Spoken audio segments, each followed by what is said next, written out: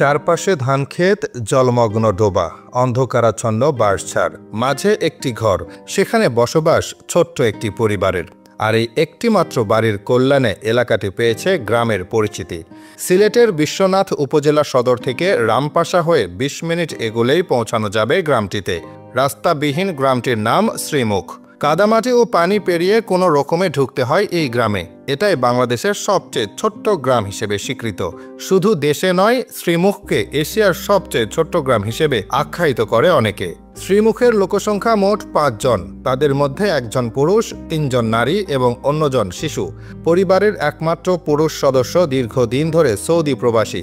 বাড়িতে বসবাস করছেন তার স্ত্রী, কন্যা এবং বোনেরা। ভোটার তালিকা অনুযায়ী শ্রীমুখের ভোটার ৩ জন। সিলেটের বিশ্বনাথ সদর উপজেলা থেকে ৯ কিলোমিটার দূরে অবস্থিত খাজাঞ্জি ইউনিয়ন পরিষদ। সেই ইউনিয়নের ৫ নম্বর ওয়ার্ডের তেলিকুনা ও পশ্চিম নোয়াগাঁওয়ের মাঝখানে শ্রীমুখ গ্রামের অবস্থান।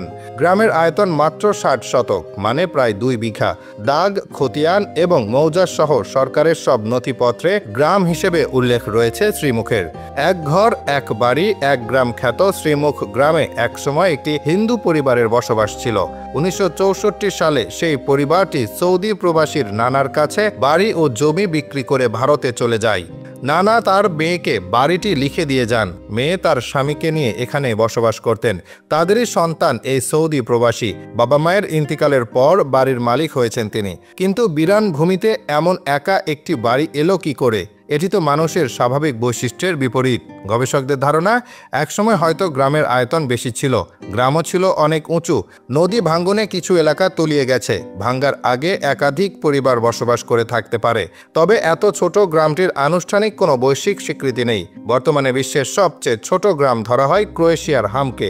সেখানকার জনসংখ্যা ৩০ জন। আয়তনের দিক থেকেও শ্রীমুখের চেয়ে অনেক বড়। তাই ছোট্ট হলেও শ্রীমুখের পরিচিতি বাড়ানোর সুযোগ আছে। এই স্বীকৃতি আদায় করতে পারলে সারা বিশ্বেই ছড়াবে গ্রামের নাম। ঠিকঠাকভাবে সাজাতে পারলে পর্যটকদের দেখাও মিলতে পারে। উপজেলা প্রশাসন অবশ্য তৎপরতাও দেখায় মাঝে মধ্যে। বছর ৩ আগে বিশ্বনাথের ইউএনও গ্রামটি পরিদর্শন করেছিলেন। বিভিন্ন নথিপত্র জোগাড় করে যেভাবে আগানো যায় সেই চেষ্টাও তিনি চালান। প্রমাণপত্র আছে সরকারের হাতেই। পরিসংখ্যান বিভাগের তথ্যে এটি আলাদা গ্রাম হিসেবে উল্লেখ রয়েছে। জেলা প্রশাসন বলছে, সংস্কৃতি মন্ত্রণালয় এগিয়ে এলে কাজ করতে সুবিধা হবে।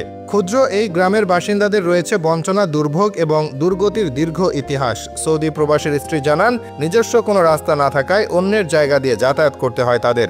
ছোট্ট একটি আইল দিয়েই মূলত চলাচল করেন তারা, শুকনো মৌসুমেও, যেটি কাদা পানিতে ভরা থাকে। একমাত্র কন্যা শিশুকে প্রতিদিন স্থানীয় কিন্ডার গার্ডেনে যেতে হয় সেসব ডিঙ্গিয়ে। বর্ষা মৌসুম তো নৌকা ছাড়া চলাচলই করা যায় না। বাড়ির চারপাশে অন্যের ব্যক্তি মালিকানাধীন জমি থাকায় সড়ক নির্মাণ করা সম্ভব হচ্ছে না। একমাত্র টিউবওয়েলটি নষ্ট থাকার কারণে পুকুরের পানি পান করতে হয়। আর্থিক দুরবস্থার কারণে ব্যবহার করতে হয় কাঁচা শৌচাগার। অভিযোগও আছে তাদের। অনেক কষ্টের বিনিময়ে গ্রামে বিদ্যুৎ নিয়ে এলেও মিটার রিডাররা বাড়িতে না এসে মন গড়া বিল তৈরি করেন। গ্রামটি ছোট্ট হওয়াতে উন্নয়ন বঞ্চিত ও অবহেলিত বলে মনে করে পরিবারটি।